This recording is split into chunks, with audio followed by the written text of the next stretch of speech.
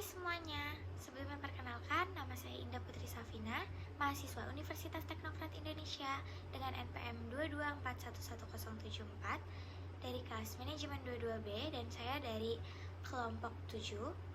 Di sini saya akan menjelaskan materi ke-11 tentang kepailitan dan penundaan kewajiban pembayaran utang. Yang pertama ada definisi kepailitan.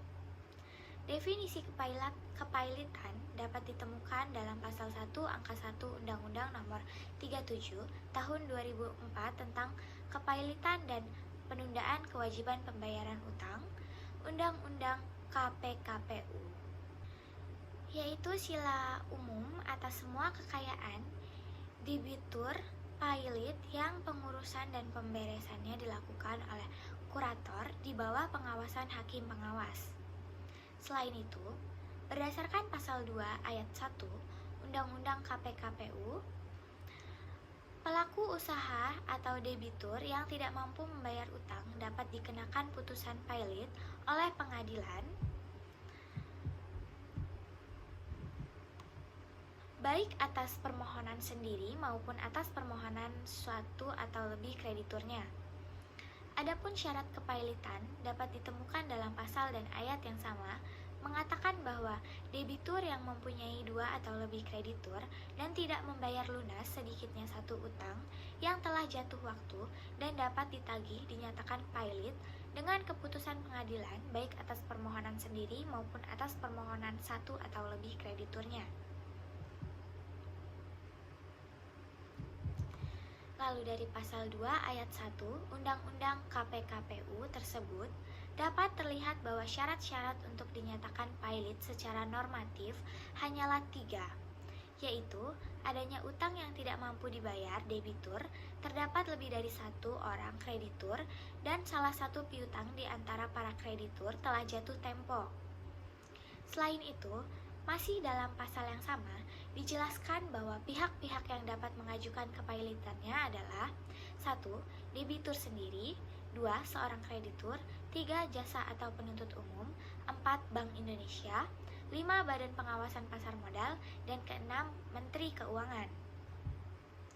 Namun, akibat hukum dari putusan pailit berdasarkan pasal 24 Undang-Undang KPKPU adalah bahwa debitur demi hukum akan kehilangan hak untuk menguasai dan mengurus kekayaannya, termasuk harta pailit.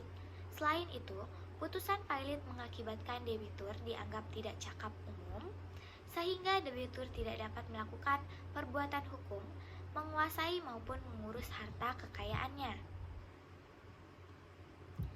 Serupa dengan pailit, PKPU juga merupakan upaya bagi debitur untuk melunaskan utangnya.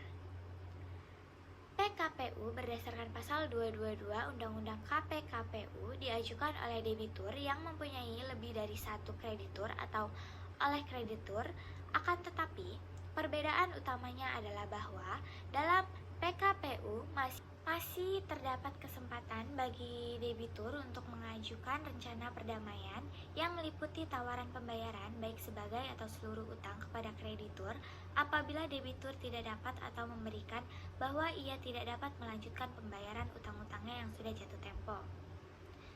Adapun salah satu bentuk rencana perdamaian yang kerap kali digunakan dalam rangka PKPU adalah restrukturisasi utang.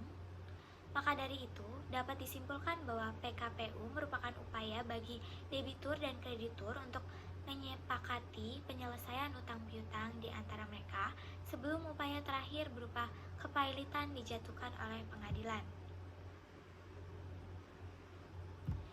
Ketidakmampuan untuk membayar utang dan kebangkrutan merupakan suatu persoalan yang tidak jarang terjadi, terutama di kalangan para pengusaha.